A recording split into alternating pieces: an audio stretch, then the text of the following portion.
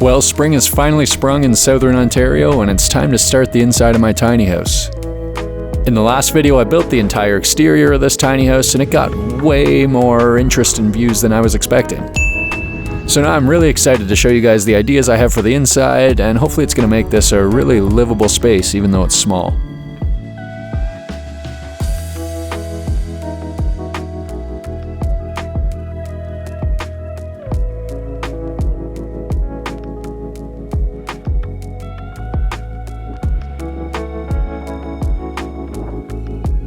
I really haven't touched this since I finished up the last video in the middle of November, and this thing seems to have lasted the winter pretty well. And that's good, because they happen every year. I didn't find any leaks around any of the windows or the skylight or any roof leaks or anything, so we're pretty much clear to start working on the interior here. So first things first, I'm going to have to do some more framing on the inside just to build up where my bathroom's going to be, along with the shower and some closets, and the loft bedroom. So for most of this, I'm just using some regular 2x4 lumber. A couple spots I'll use some 2x3s just to save some space.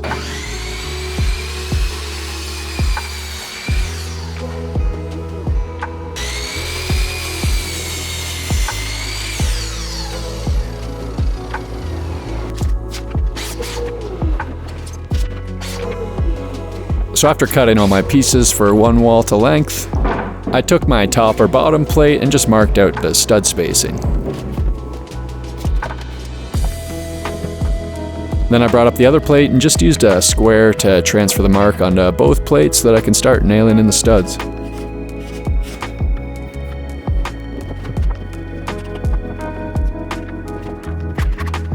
So to nail these walls together, I'm doing the same thing I did with framing the exterior, just using some 3 1/4 inch framing nails in my framing nailer.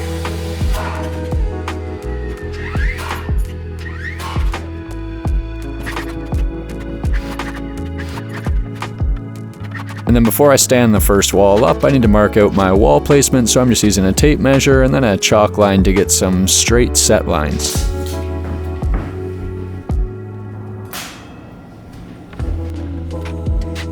I also needed to add a couple blocks so I could screw my wall into the exterior walls, and then I just slid my wall up against this set line and tacked it in place.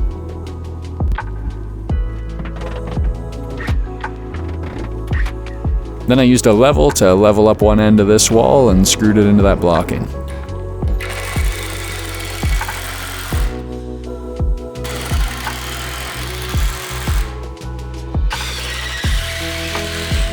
I should also mention, the same way I did on the exterior, I made sure I got the trailer perfectly level before I started doing any of this. That way when I level a wall, I know it's nice and plumb to the trailer, and then I don't have to square anything relative to other surfaces. So take the half hour and make sure that's nice and level. So now I'm framing up the rest of the walls I need in the exact same way.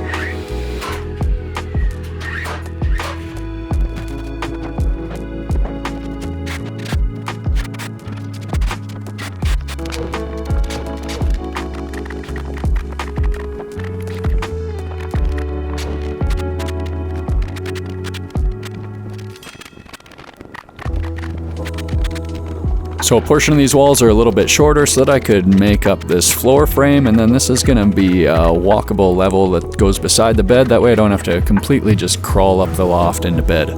I can stand up in this hallway just a little bit bent over. And after an afternoon of work, I have my bathroom and shower and a couple closets framed in.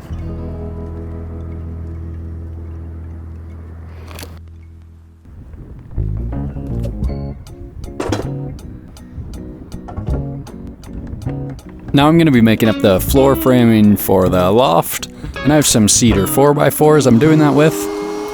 But first of all, I just have my planer, and I'm just doing one quick pass on each of the 4 sides of the 4x4 just to give it a fresh face and kind of square up the edges a little bit.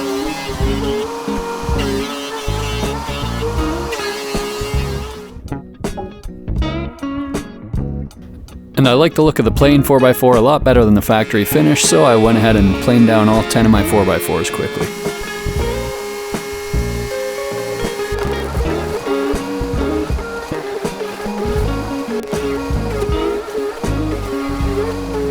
And now I'm going to start cutting them to length.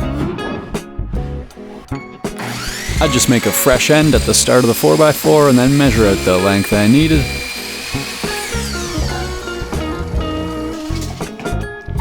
And then just completed the cuts with my miter saw.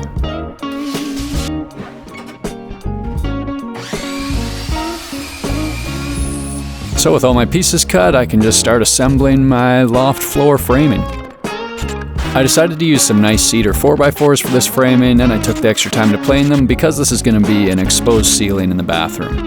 I was considering just framing this floor out of 2x4s and then closing it in with a ceiling in the bathroom, but I really like the look of the exposed timbers, and not having the ceiling closed in actually gives a little bit more headroom and the feeling of openness. Little things like this don't seem like huge decisions, but when you're dealing with such a small space, any little added attention to detail you can put in makes the final product feel a lot less claustrophobic. At least hopefully. So to fasten these timbers together, I'm using these 6-inch lag screws. And basically I just mark the center point of a beam, and then just quickly pre-drill the hole with a small drill bit.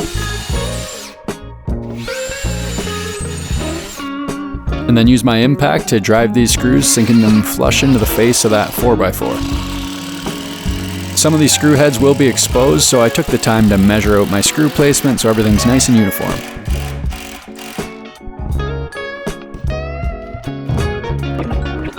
Now this frame's complete, so I had my brother run over quick to help me lift this up into place. And once I have that sitting level, I use those same lag screws just to screw this into the framing of the walls, wherever it wasn't supported by a load-bearing wall beneath it.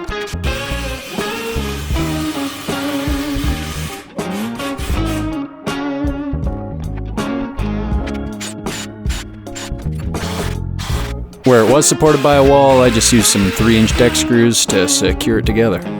So up in this little loft hallway thing, I just used a scrap piece of OSB I had lying around and cut it to size for a subfloor. And then I'm doing this last bit of framing to close in these walls. So these walls close in the loft, and then they also give me a full height shower with a window in it. Again, with a space this small, you want to really pick and choose some things to go over the top with to make it feel more grand. And having this 10-foot tall shower with a window in it is a nicer shower than most houses, and is going to be a big thing that I do every day that doesn't feel like I'm cramped into this tiny little space. So now I'm going to do the floor for the rest of the loft, so I'm just measuring up the pieces. And then I have this 1/2-inch maple cabinet grade plywood, and I'm just ripping these pieces to size with my circular saw. And before I install that, there's a couple spots on these walls where when the paneling comes up, they don't have a hard edge to stop them. So I'm going to install some 4x4 blocking here just to give that paneling an edge to stop at.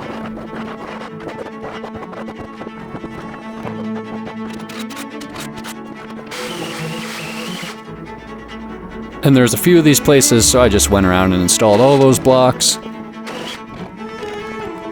And then I sanded up this entire frame with some 120 grit, and this would have been a lot easier if I just did this in the individual pieces before I assembled it. Or even if I sanded it before it was 7 feet up in the air. But hey, live and learn. So I picked this maple cabinet plywood for a couple reasons. One, it's really strong, so I could probably get away with 1/2 inch. And two, it has 2 finished faces, so potentially this could just be the finished face of the ceiling of the bathroom, as well as the finished face of the floor of the loft. And that would have been great in theory, but I didn't quite plan far enough ahead, and you'll see. So since this top face was potentially going to be used, I decided to use some construction adhesive and 15 gauge nails to nail this down. That way I have as little cleanup work as possible, and most of the nail holes will get covered up by trim. If you're going to floor over top of this, you could easily just screw this down and skip the construction adhesive, which I should have did because, spoiler alert, that construction adhesive is really tough to get off. But anyway, for now I have a finished loft floor.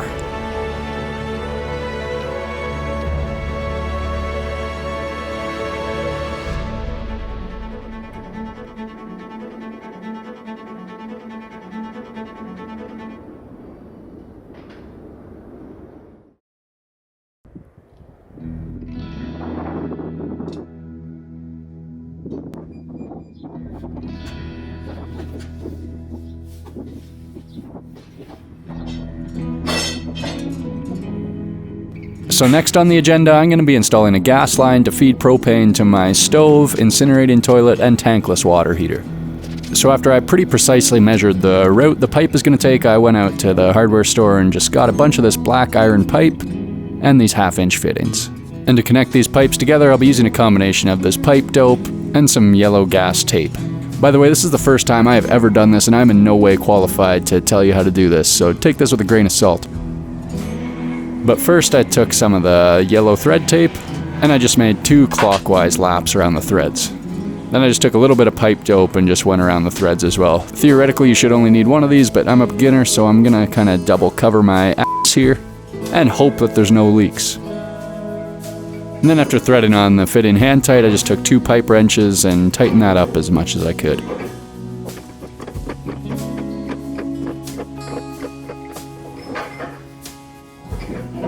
And that's a completed fitting, so I basically just had to measure out all the different lengths of pipe I needed and what fittings, and then I assembled as much as I possibly could on the bench and kind of brought the sections into place to connect them together.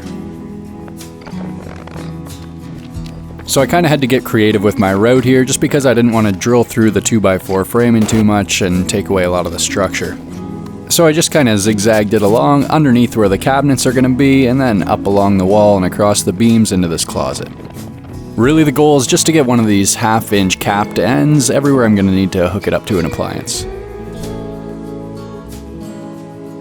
And then to bring this gas line outside of the house, I built up this little section of pipe. It will basically go out from the main gas line along the floor, and then just elbow out towards the edge of the trailer with this shut-off valve and a 3/8 fitting that'll fit onto the propane tank and regulator. So I just drilled this out through the floor with a Forstner bit, and then used a spade bit just to clear at that insulation. Then I can poke that pipe up through the floor, and after I prep the threads, I can start threading that on to the rest of the gas line.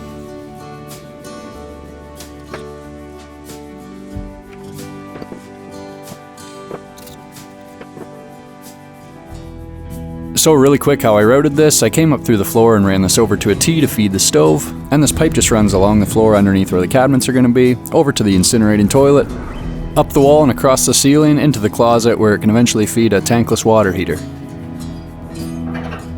Now I'm going to pressurize this gas line just to make sure there's no leaks. So I just filled this up with some air and I'm going to let it sit for a day. By the way, you should always have this inspected. Tiny houses here are kind of a gray area and I can't actually get an inspection, but I had a plumber friend come over and make sure this was all good and not going to kill anybody.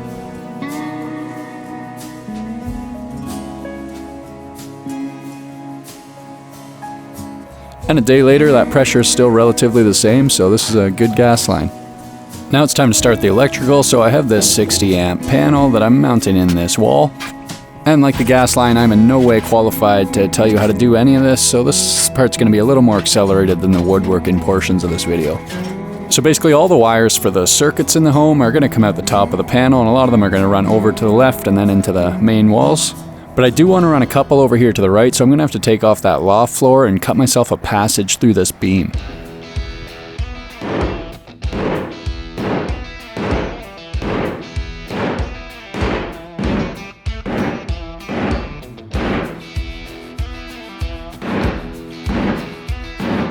So lesson learned, never use construction adhesive on anything unless you're 100% positive you're not going to have to take it off. Eventually I found just working this up with the chisel was the best way to get it off, and then I had to go around with the chisel and take off all that extra construction adhesive residue as well. But then I can use my 12-inch chainsaw, and I'm just going to cut some grooves down this beam and then chisel out a little trench here for some wires and water pipes. Could I have just spaced these beams a few inches apart? Absolutely. But planning a build like this has so many steps it's impossible to foresee everything. You're inevitably going to bite yourself in the butt a few times. But hey, learn from my mistakes. I don't mind a little bit of running a chainsaw anyway.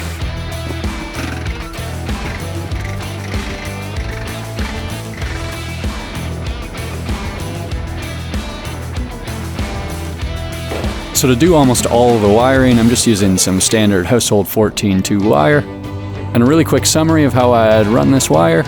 I'd start at the panel and just start running it through the framing over to my first receptacle box. And then I'd run the wire down into the electrical panel and just leave a few feet left on the line and label the wire, and I'll tie these all in later.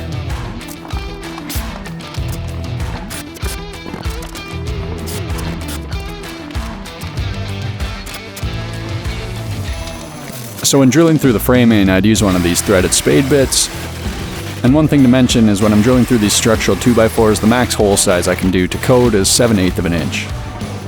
Once again, tiny homes are a gray area, and this won't get inspected for code, but I am trying to keep everything as close to code as possible, although there are a few areas that you gotta stretch the rules a little bit.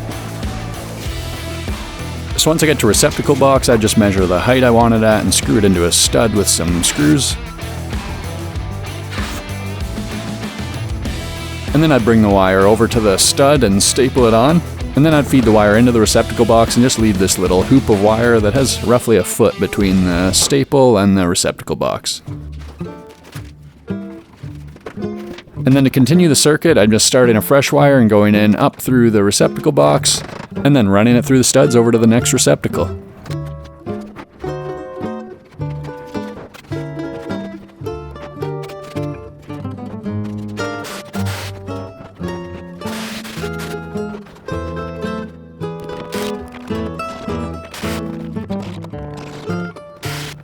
So one note is I'm using all these airtight receptacle boxes, and that's because I'm going to be doing spray foam insulation. And my buddy actually told me about this. I would have never thought anything of it, but don't use the steel boxes for using spray foam, because when you come back and it's all expanded, you're going to have spray foam all inside your electrical box.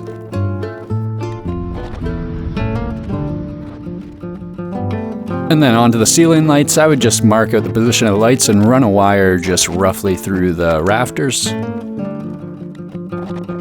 Then I'd kind of backtrack from there, and when I came to a light, I would just make this hoop of wire. And then this will just stick out while I insulate it, and then when I'm putting it on the ceiling, I'll just tuck this up behind the ceiling boards, and then I can drill out a hole and pull out these wires and install the lights from there. While I'm in the pulling wire mood, I have some of these MC4 cables, and I'm just running these up from one of the closets, up along the ceiling here, over to the soffit. And then I'm just drilling a hole through this board out into the soffit and feeding a good length of excess wire into there. And then if I ever want to add solar onto this, all I have to do is just take off a little section of this soffit and fish out this wire and connect it to the solar panels on the roof. I have no immediate plans to add solar in this build, but I like to future-proof, and these wires are in the wall now when it's the easiest time to do it.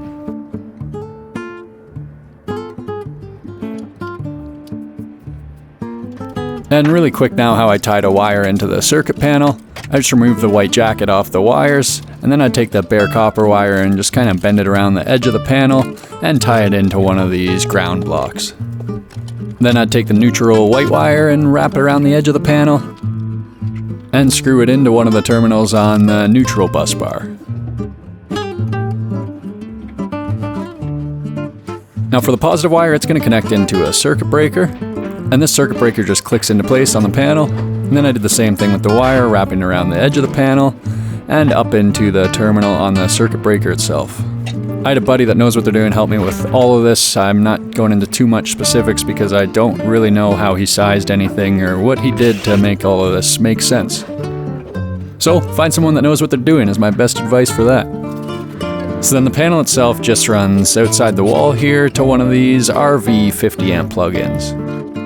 I'm not going to explain to you exactly how you hook up one of these because I don't really know, though obviously I did all of this work myself with no help.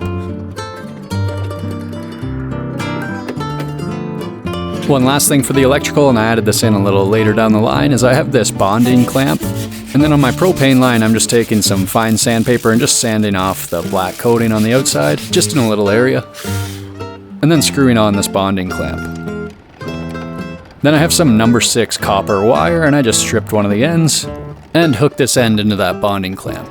Then I just ran the wire up through the wall in the top of the electrical panel and screwed this into one of the empty terminals on the grounding blocks. And that's the rough-in stage of the electrical done.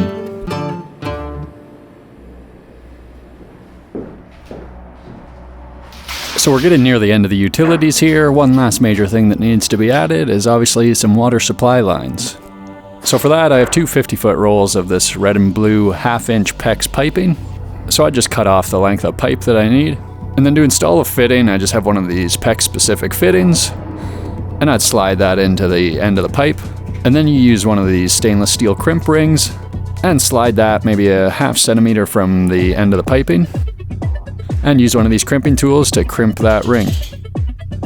This is pretty much a leak-proof way to do water supply lines. Out of all the PEX fittings I've ever done, I don't think I've ever had a single one leak. So just like the propane, I'm just running this out through the floor of the tiny home. And then I'm just going to start working my way around to all the faucets and the shower. If you've never used PEX before, it is really, really easy. You basically just lay out your pipe and cut it to what you need, slide in one of these fittings and crimp a ring around it and move on to the next one. It's also pretty bendable, so for just slight corners and stuff, you don't even really need a fitting. So basically I just took this cold water line and worked it around from that inlet over to both my kitchen faucet and bathroom faucet, up and around the loft, down into the utility closet where it'll continue over to the shower and also split off into the hot water heater. Then I started the hot water line from the water heater and basically just worked backwards to all those same places I did the cold water.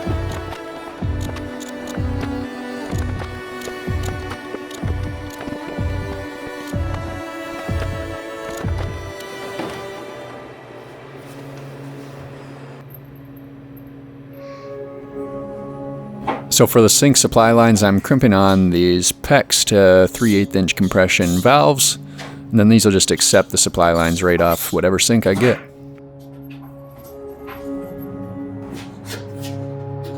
And then for the shower, I first need this shower valve, and then this has threads on the back instead of PEX, so I'm going to have to install some of these PEX to female NPT adapters.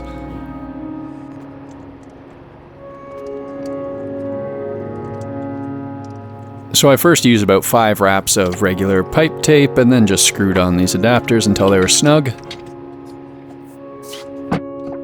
And basically on this valve we have an inlet for the hot water and the cold water, and then the mixer line that runs up to the shower head.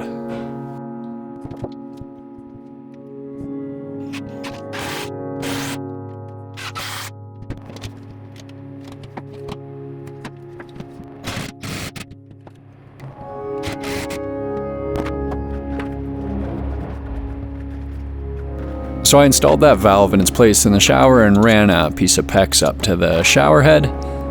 And then where the shower head's going to be, for now I'm just using one of these drop ear PEX to female NPT fittings. And then the shower head assembly will screw into this from there. Same with the gas line, I just gave this a quick pressure test just to make sure nothing's leaking.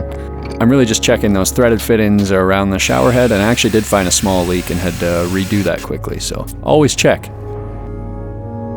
And that's just about all the rough-in utilities done for this tiny house.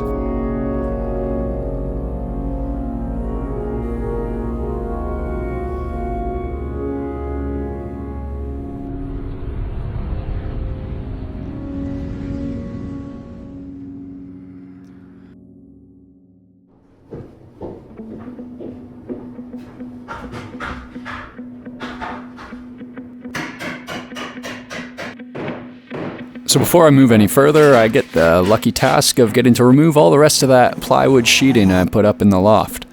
And then I have this black aluminum LED channel that's going to get recessed in these beams for some bathroom lights. So I 3D printed up this guide for my router, and this is basically going to attach to my router and allow me to route in a slot right down this beam that I can install this channel into.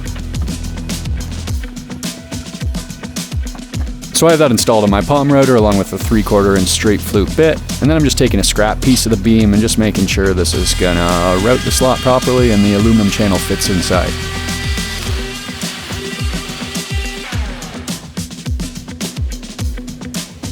And that seems to work, so we'll see if this bites me in the or not.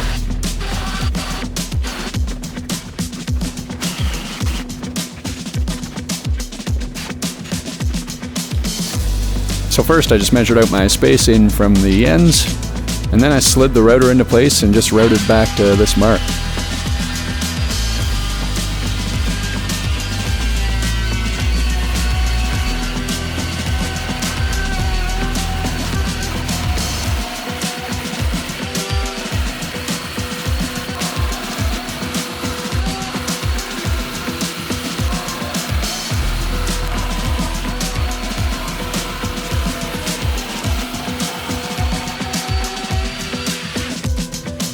With that trench routed in, I just took a chisel and just squared up the two ends.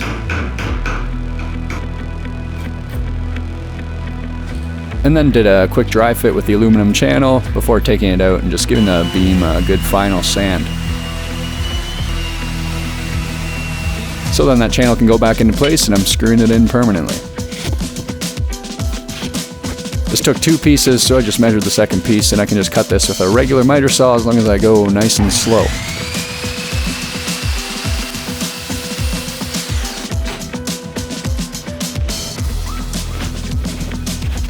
So now I have this LED cob strip that's essentially going to be my light bulb, and I just soldered on some extra old 18 gauge wire onto the end of these.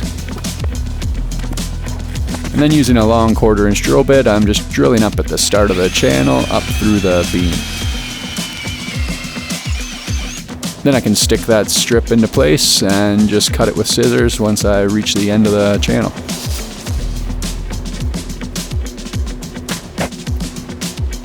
So now up on top of the loft where I drilled through that hole, I'm just taking a small straight flute router bit and routing a trench through these beams so I can route the wires through here.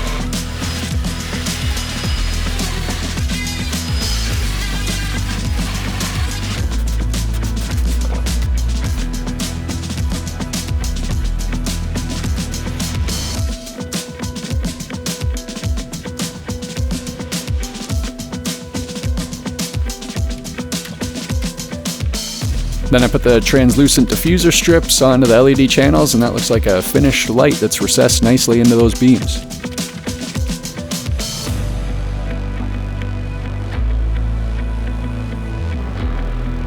So really quickly how these are powered, that 18 gauge wire I ran through the beams comes through the walls down to where the bathroom vanity is going to be and into one of these LED drivers.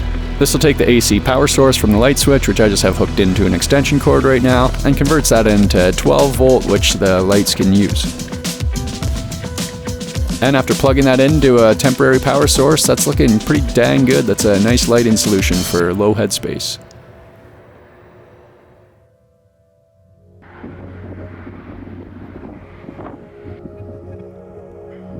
So now I'm ready to insulate this tiny house, and just in time for the return of winter.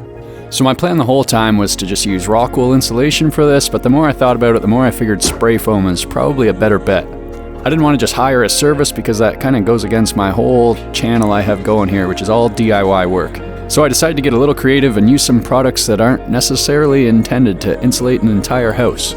So I have some of this Thermcoat by Acfix, which just installs into one of these regular foam guns with some provided tips. And it's pretty cold out, so I just use a propane heater to warm my area up to about 10 degrees Celsius before testing this out.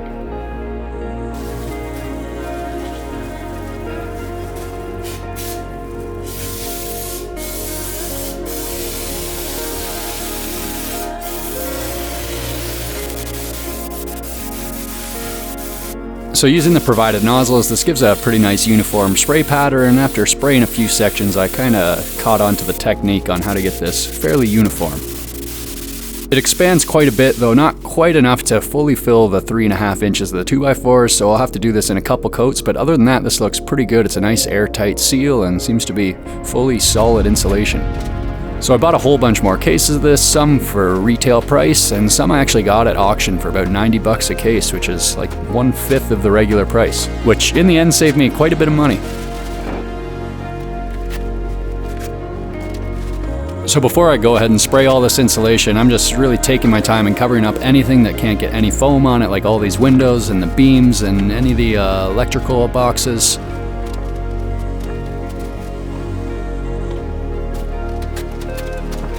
And I also added a bunch of these smash plates where the wires went through the studs, just so I don't accidentally nail into any of these wires later on when I can't see them. One major problem with this installation was just the sheer amount of shaking that each can takes.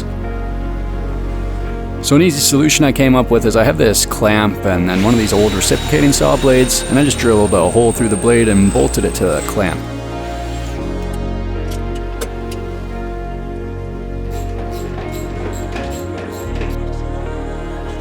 Then I can install the blade into my reciprocating saw, and then once I have this saw blocked into the workbench, I can just clamp down on a can and just use the trigger of the reciprocating saw to stir up these cans nicely.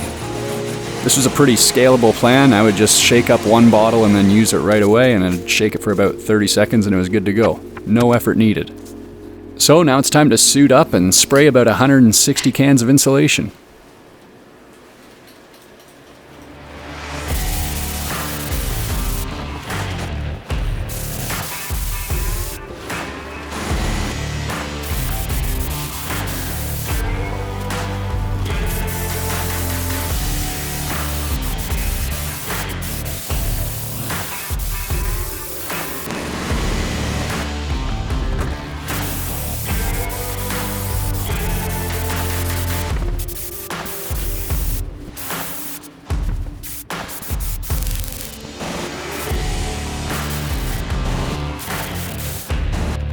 So before I sprayed an area, I'd just go around with this little garden sprayer filled with water and just wet down the area, because on the can it said that increases the expansion rate.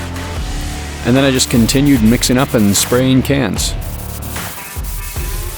On the can it said it's good for about 20 board feet per can, and I found that to be fairly accurate, maybe more like 17 or 18, but pretty close. Like I said, I used about 160 of these cans, and I bought 6 cases of 12 at auction and the rest retail, and gave this a total cost of about $2,500 Canadian to insulate the whole unit. Once again, this stuff isn't really designed to insulate an entire building, but if it had a slightly higher expansion rate, I think it'd be a totally viable solution to do that on a larger scale. So take my notes, AcFix, and send me the new product. I'll test it for you. So if you remember from the first video, I took all this time to drill out these nice little soffit vents, assuming that there's going to be rock wool insulation in here, which I'm not using anymore. So now I need to cover up these vents so the foam doesn't seep outside. So I just used some house wrap and stapled it into place and just gave it a quick coat with Thermcoat to seal that up. And then I started insulating the ceiling. Like the walls, 1 coat wasn't enough. The walls took about 1.5 coats, and this ceiling took about 3 coats to get it so that it was pretty uniformly out, as thick as the 2x6s. The more coats you give it, the more bulgy and inconsistent it gets, but I'm going to trim all this back anyway, so it should look pretty good in the end.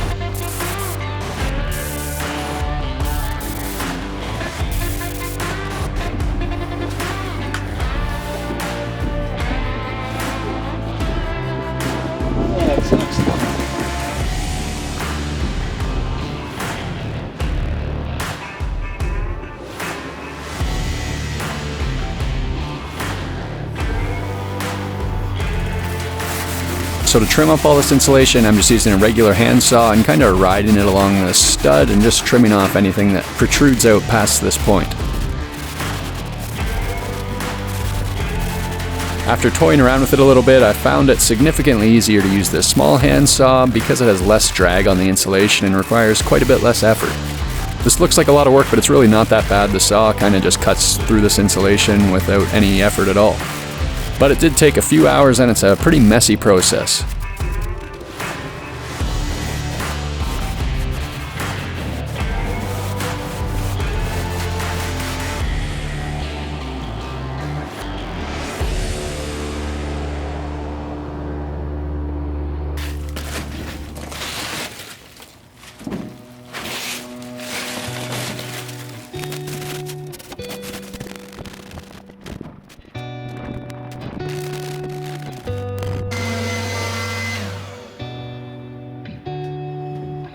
So that's the insulation done.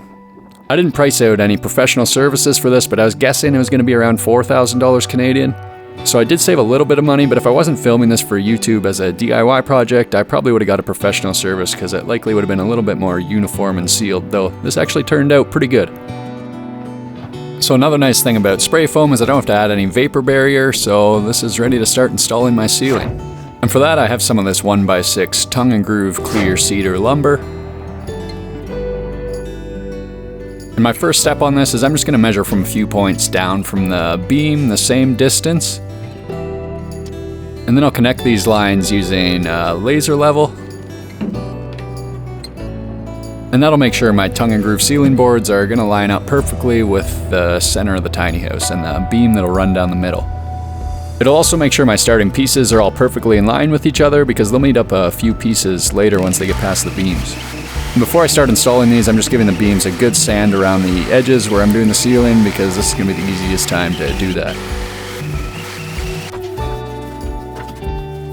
So I measured out my first piece and cut it with my miter saw.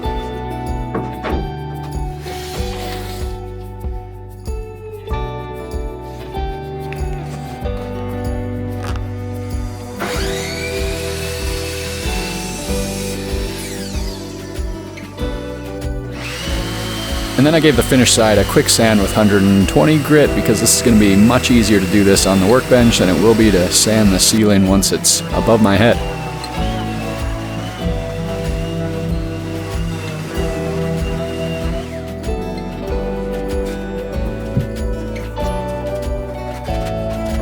So I moved my first piece into position and I'm just using a square to make sure the tongue lines up perfectly with that mark I made. And then I'm using my 15 gauge nailer to drive a nail through the tongue of the piece on an angle into every stud. I also added some face nails right at the bottom of the piece on these first pieces, but the rest will only get the tongue nails. So nailing it this way results in no exposed nails and gives a really clean, modern, and expensive look. So really quickly a closer look at that. I'd set the piece in place and then sink a nail through the tongue on an angle, and added that face nail on this starting piece only, which will get covered up by trim anyway. And then when the next piece slides over the tongue, it completely hides the nail of the piece before it.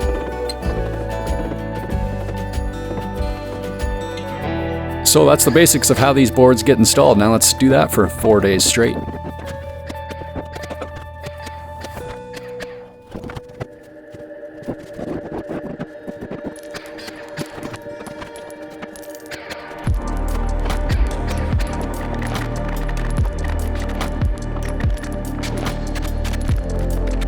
Once I got to a light, I'd set the board in place and then just measure out the center point of the light. And then I'd bring this board down and just use a scrap piece of tongue and groove along with this 4-inch hole saw. And use that to cut out a perfect semicircle.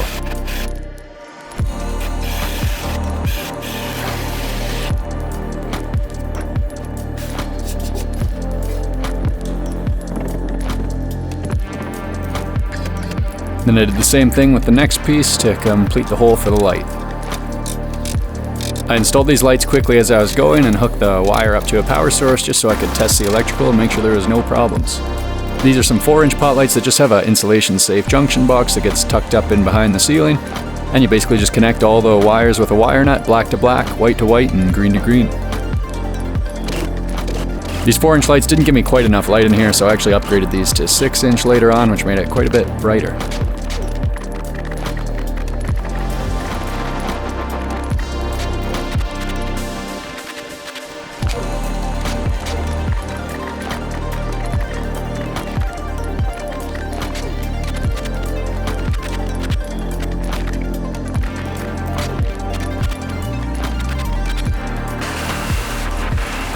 For any more unique cuts, I'd just use the jigsaw or the table saw and rip off the sections as needed.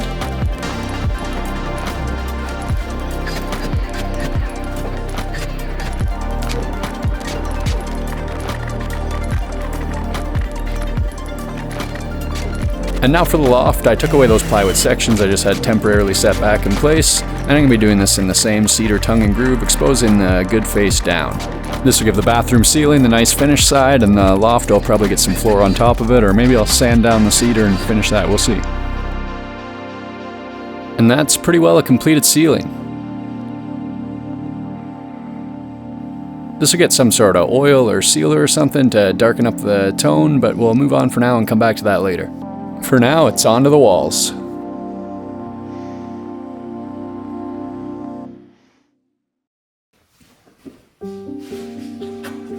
So for the walls, I'm going to be using this 8-inch tongue and groove pine, and this comes pre-primed right from the company I got it from. So these pieces just slide together like so, and you have the choice between the gap side or the V-groove side, and I'll be using the gaps. This stuff's also finger jointed pine, so there's no knots, so you don't have to worry about any knots bleeding through the paint. And if you've had that happen to you before, you know that's a big deal. So anyway, I went ahead and bought 1,000 square feet of this, which is more than I need, but then I have some around for future projects, and that cost me $5,000. So the company recommended I pre-paint these before they're installed on the walls, so I have my paint here, and I'm just gonna paint the panels up as much as I can fit in my shop at one time.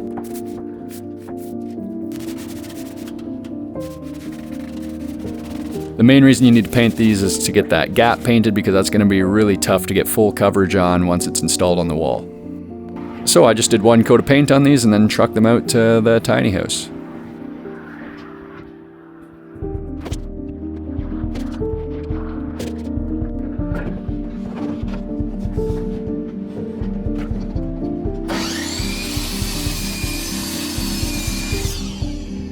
So with these panels also being tongue and groove, this actually gets installed in the exact same way we just did the ceiling. I first used a laser level to make sure the first piece was entirely level, and it also helped me line up the pieces on the other side of the wheel well. And then I nailed in through the tongue and gave some face nails underneath where the trim is going to be.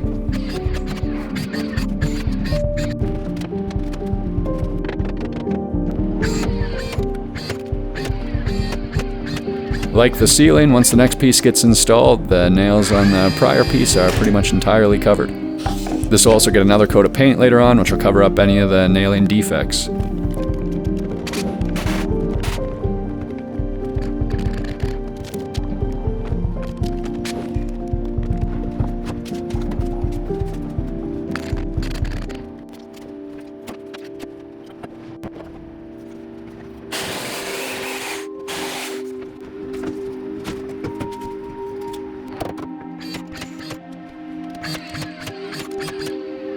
I tried to keep as many of the seams as I could behind where I knew there was going to be cabinetry, so I don't have to worry about those being too perfect. And anytime I'd be installing a piece that wasn't fully overlapping an existing piece, I'd get that laser level back out just to make sure everything's going to line up properly.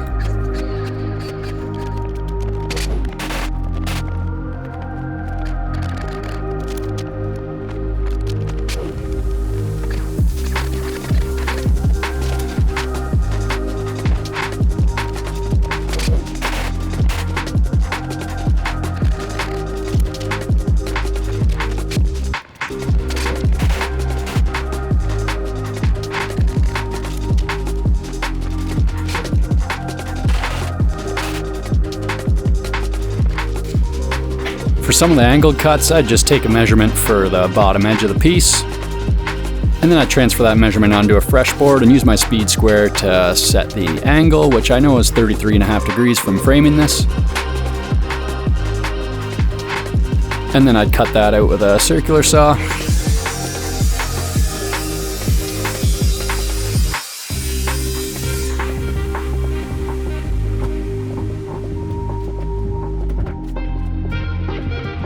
And just work away at these sections piece by piece.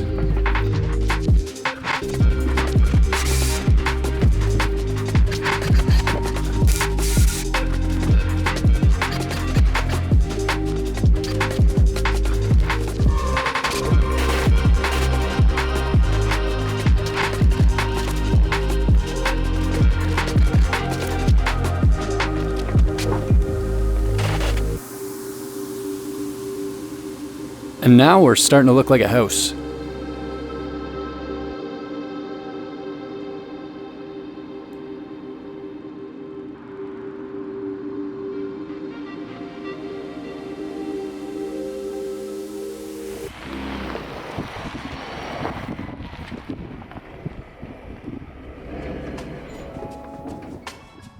So one last major thing I need to do before we're really just into some trim and stuff is I'm going to cap these LVL beams to make them look more like those cedar crossmember 6x6 beams that are already in there. So I have some regular cedar 2x8s, and I'm just cutting a fresh end and then cutting this to the length of my first section of beam. And then the width of my 6x6s are exactly 5.5 inches, so I'm going to take this out to the table saw and rip a fresh edge.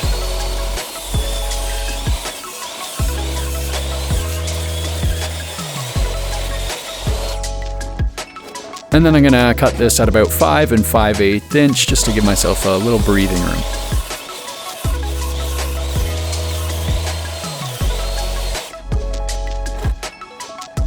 I also gave the board a quick plane on both sides just to freshen up the face and perfectly flatten it out.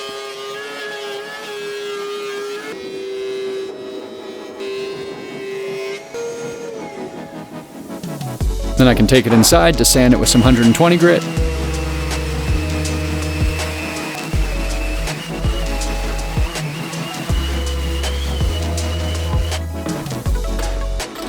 And then I'm going to take a 3/8 inch Forstner bit and just countersink some pre-measured screw holes.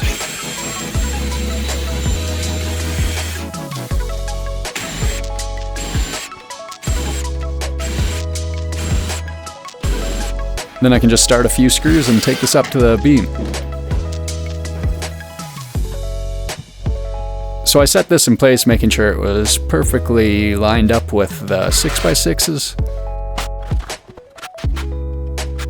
And I used a small level to make sure it was sitting pretty nicely. And with one section done, I can move on to the next.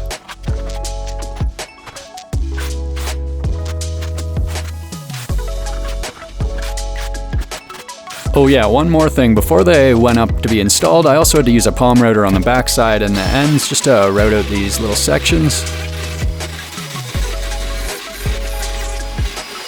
so that these pieces would sit snugly on the LVLs and not be lifted off from those metal brackets. By the way, if you're curious where we are in time right now, there's a good chance you remember this day from a few weeks ago. We were about 100 kilometers off the totality, but it was still pretty cool to see.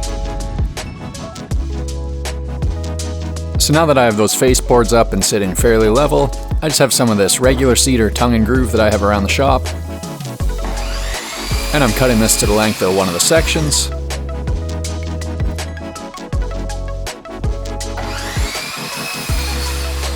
And then I went up and took a bunch of measurements just to make sure this is fairly consistent along the whole run.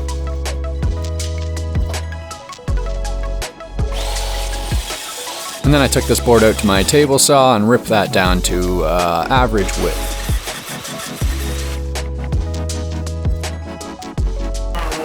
And I gave it a quick sand with 120 grit. And gave it a good bead of glue along the backside face. So now I'm taking this up to the beam and I'm just trying to get this as flush with that bottom edge as possible so that there's as little sand in as possible, and then nailing this into place with my 15 gauge nailer. I generally tried to end these sections right in the middle of the beam since it's kind of covered up there and the least noticeable. Then I just worked away at these sections trying to get it as close of a fit as possible.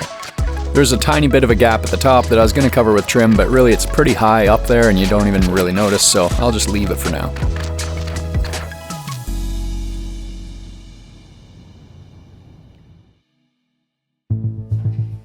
So to plug all those pre-drilled screw holes, I'm going to do the same thing I did in the first video on the cedar accent piece. I have one of these 3/8 inch dowel cutting drill bits, and then using some of the cedar cutoffs, I just drilled out a bunch of 3/8 inch dowels.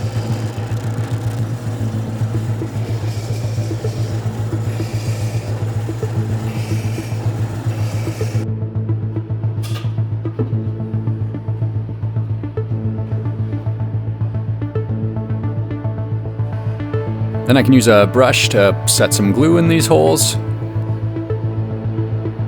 and hammer a dowel into place.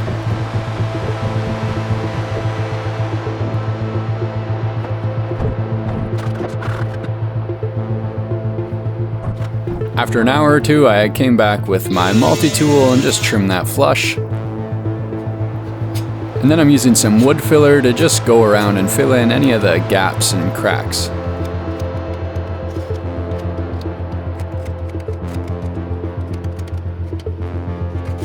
Then that all needed a good sand flush, and if you've been following me for a while, you'll probably notice that I was hinting that this video is going to come out like almost a month ago. And here's the reason why it's so late.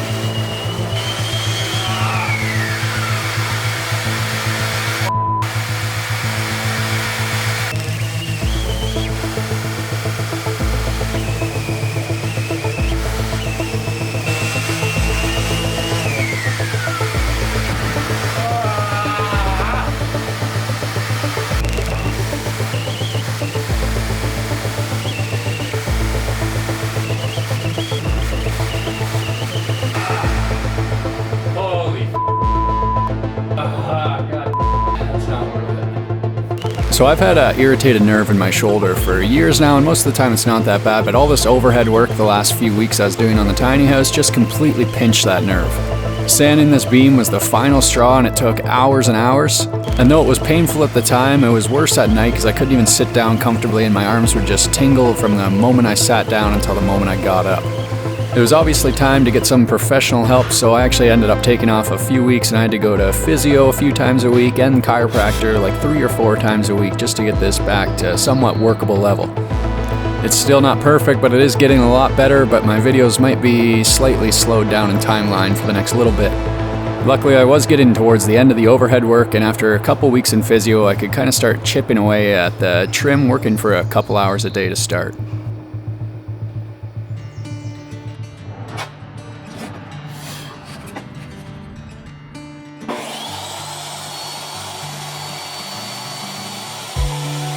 So for all the ceiling trim, I'm using some leftover boards of that same cedar tongue and groove, and I'm just cutting into the width of strips that I need. And since this trim is a finished job, my regular miter saw has a little bit of variance in the angles. So I bought this new miter saw that doesn't slide at all and has a lot better positions to click into the 0 degree or 45 degree positions with almost no play at all.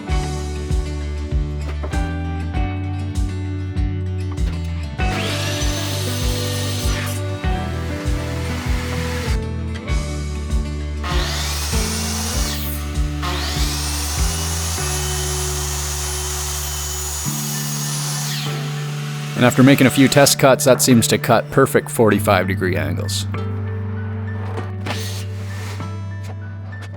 So first I'm going to be covering up what's left of those steel brackets up in the beams.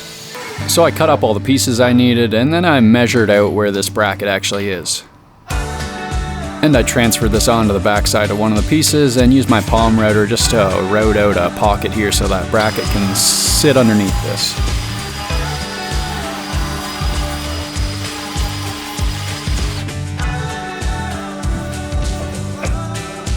And once that fit, I'd use some wood glue on all the corners and just start capping around the beam. I just nailed the pieces in on the 2 sides and then used some painter tape just to hold this all together while the glue bonds this.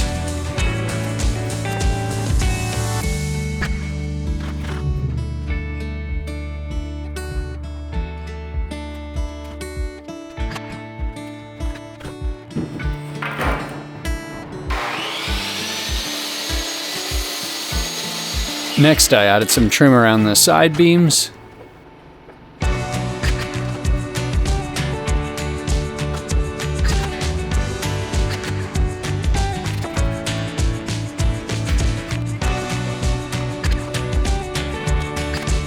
And cut some 1¼ inch pieces to trim out the end walls.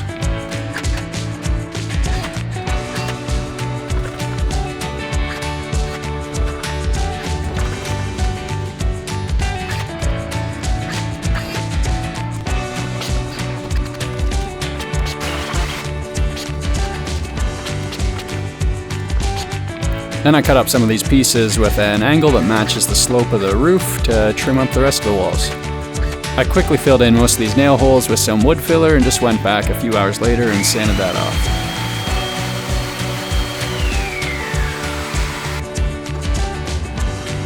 I also nailed up these corner pieces to go around this outside corner of the roof and wall.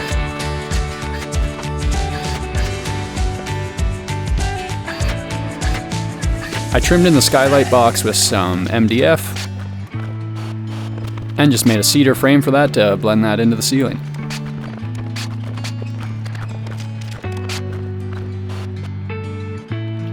And that's the ceiling trim work fully done.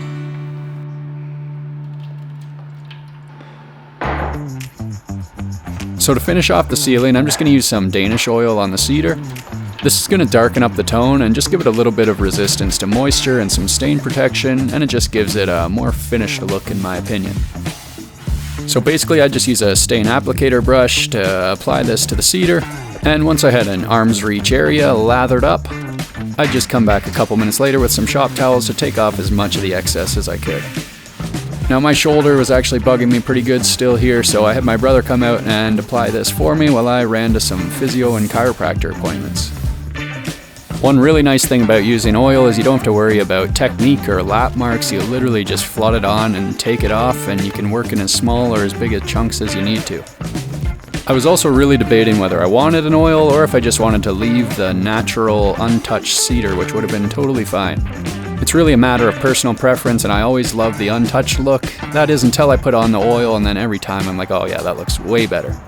But I'll leave that decision up to you. Let me know in the comments if you like the natural or the oiled look. The next day I put the second coat of paint on the walls, and I waited to do this until they were installed just to cover up any of the construction marks and dings and scrapes it got in the meantime.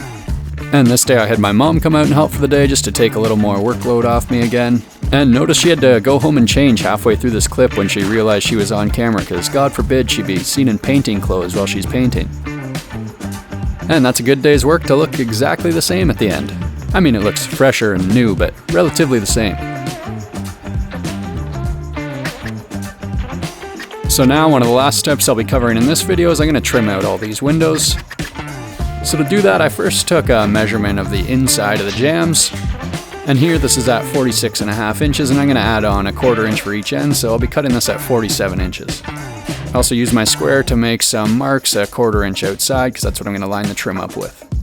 So then I took a fresh piece of some pre-painted white window trim and just cut a 45-degree angle on one end.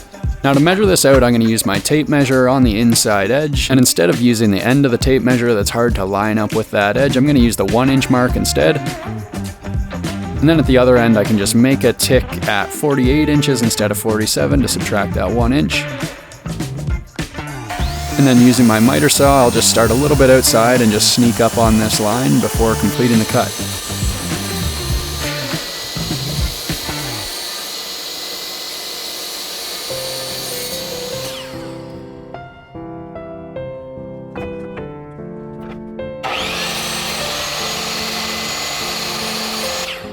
So once I have all 4 pieces cut for one window, I could take them inside. And then I'd start with the first piece and just line this up with the ticks, both horizontally and vertically. And then I'd just give this one tack nail right in the middle. Notice I'm not nailing these ends yet, and that's so that there's some adjustment room once the next piece butts into it. So with the next piece of trim, I just apply a bead of glue along the miter. And then I just fit this as snugly as I could to the other piece of trim and just give each piece a brad nail. Then I just worked my way around the window and on to the next.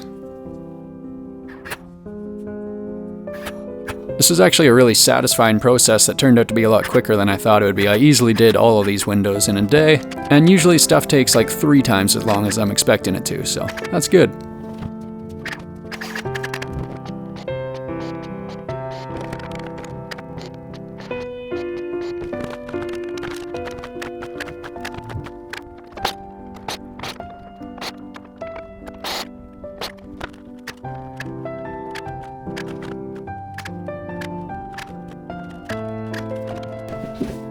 Once a window was trimmed out, I'd just take some wood filler and just fill in these nail holes, as well as put a bead along the seam.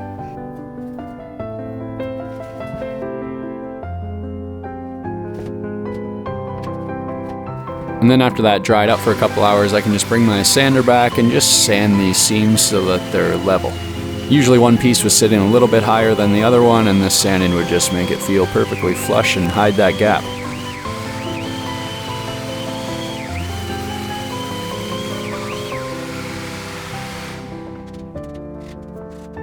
Then I gave the trim one final coat of primer and a couple more coats of white trim paint. I had pre-painted these pieces of trim as well, and that was really just to get the sides done so that I don't have to tape all this trim off once it's on the walls.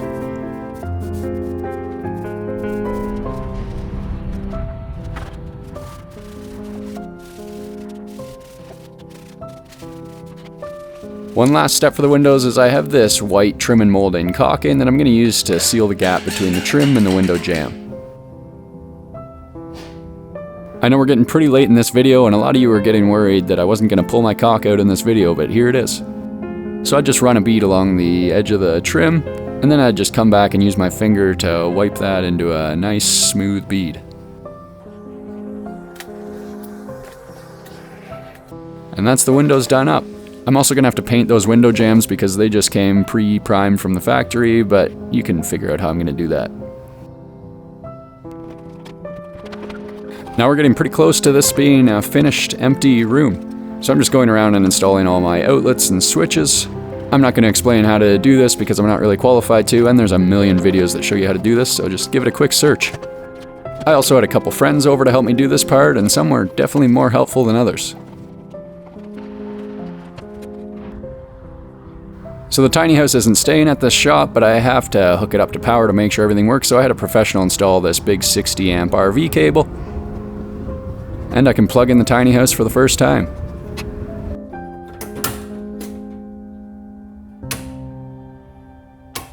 And luckily, all my circuits seem to be working, which is awesome.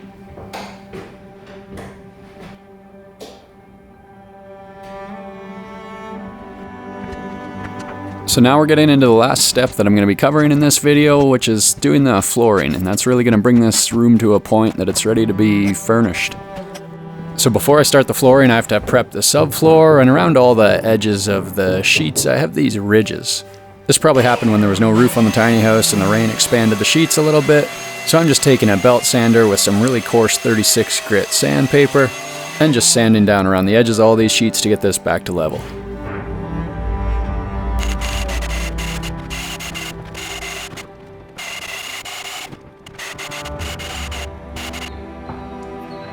And now we're ready to install the floor. So for flooring, we have a couple of options. The cheapest, of course, would be laminate, and then vinyl or engineered hardwood would be more of a premium option. Since it's such a small space, I didn't see the point of saving a little bit of money on laminate, and I would use vinyl, but I'm not exactly sure where my cabinets and everything are going to be yet, so I can't really install the cabinets on top of vinyl flooring without it expanding and causing lots of problems. I'm also more of a wood guy, so I'm going to go with some nice engineered oak hardwood floor for this.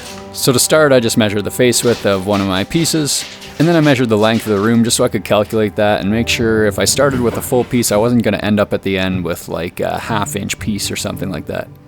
So for my first piece, I'm starting right at the door, and I first just laid it out and made some ticks where the door is. And then I'm going to cut off about a half-inch everywhere except for where that door is as an expansion gap.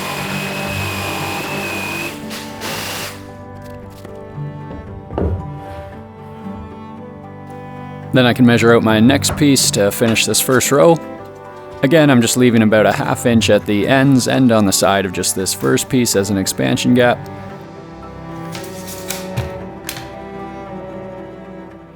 And I can just cut that piece with my miter saw.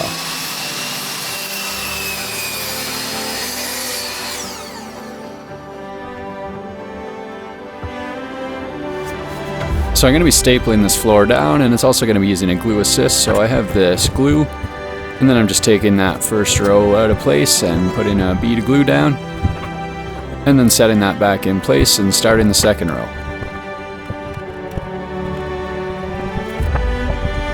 So now that I have 2 rows installed, I'm just measuring this and squaring it off the trailer to make sure I'm running straight.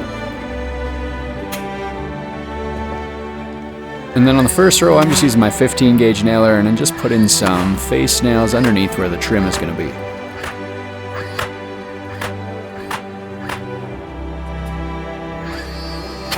For all the rest of the rows, I'm using this 15.5 gauge flooring stapler with some 2-inch floor staples.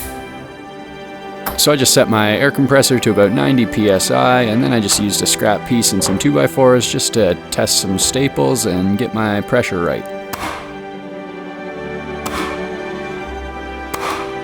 After running a few, the right pressure seemed to be rated about 75 psi, and that just had the head of the staple just barely sunk into the tongue. So now I can go ahead and start stapling in my rows of flooring with a staple about every 8 inches or so.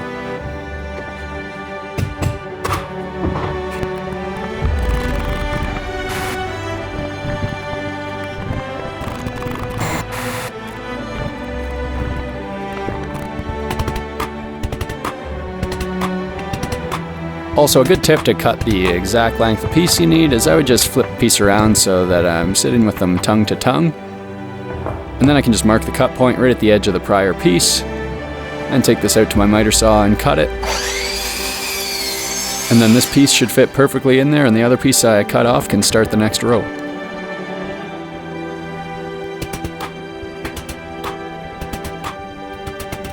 So I worked away at this for the next couple days, taking lots of breaks for my shoulder.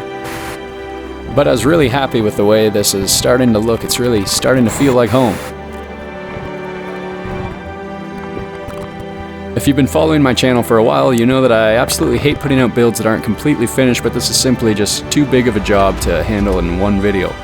So getting the interior to this point seemed like a good stopping point so that you guys don't have to wait months more for a video on this. And gives me a little more time to heal up and get my shoulder healthy again. This video was filmed over 2 months working full time, and I did have a couple of weeks of downtime in there, but it's still a ton of work to make every single one of these videos. So I really appreciate you if you made it through this entire thing and watched the full hour and 40 minutes of the exterior build of this tiny house.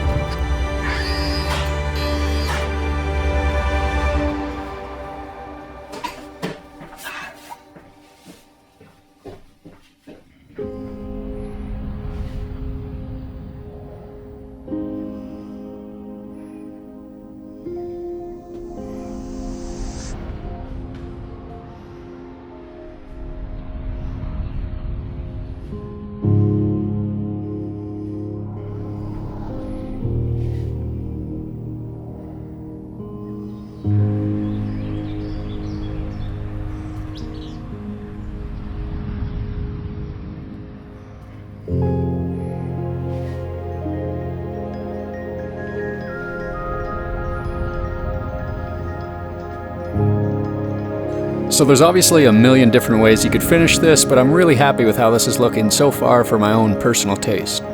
I know a lot of people are going to be saying how heavy this is, but once again, this is not made to travel. As long as this is under the weight capacity of the trailer, I really don't care how heavy it is. That being said, I really think this is only about 10 to 12,000 pounds as it sits right now. The total cost of the interior so far is roughly about $20,000 Canadian, and almost half of that, like $8,000, was just for the clear cedar ceiling. In the future, I'll have a more in-depth cost analysis of the entire build once it's done. Thanks so much for watching my video, and if you haven't already, hit the subscribe button, because in the next video I'm going to be building out the bathroom and the loft of this tiny house. And after that, finishing the entire main area and moving it to the final location. If you want to see some hints along the way, you can follow me on my Instagram at DrewBuildStuff, and thanks for watching. We'll see you next time.